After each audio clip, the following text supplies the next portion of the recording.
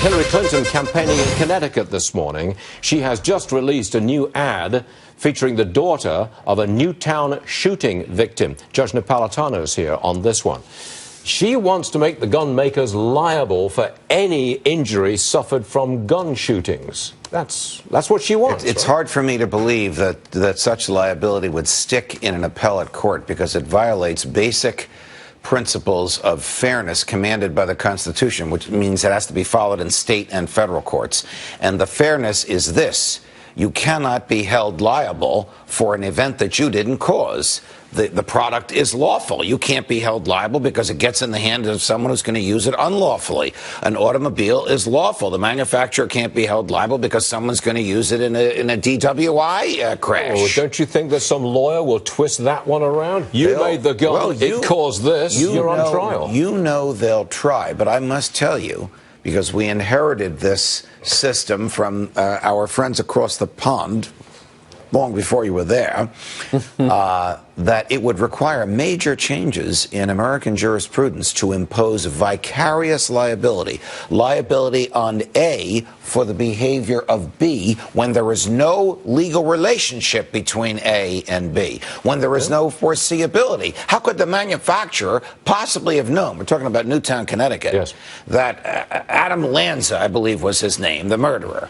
would steal his mother's lawfully purchased, lawfully owned gun and use it for one of the more horrific crimes of our era? How could you possibly impose that knowledge of foreseeability on the manufacturer, of all people? Okay, if you say that imposition of liability is not going to fly at the appellate level in the courts, I got that, I understand it.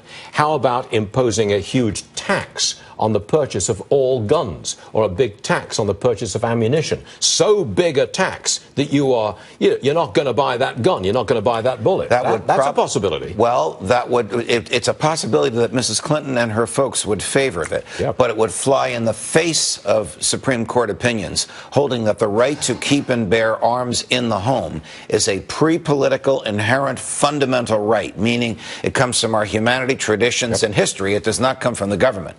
Can the government impair this kind of a right by making it too expensive to exercise?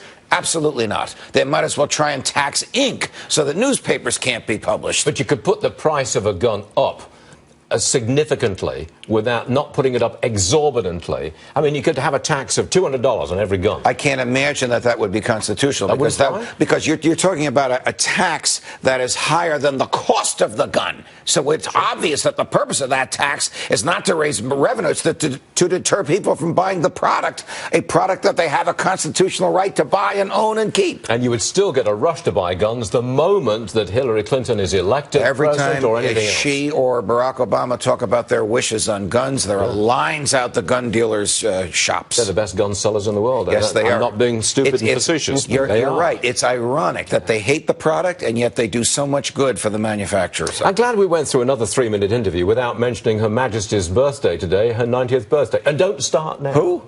Her Majesty Queen Elizabeth II. The woman you renounced? A foreign potentate. I love your story. You couldn't resist it. All right, Judge, thanks a lot.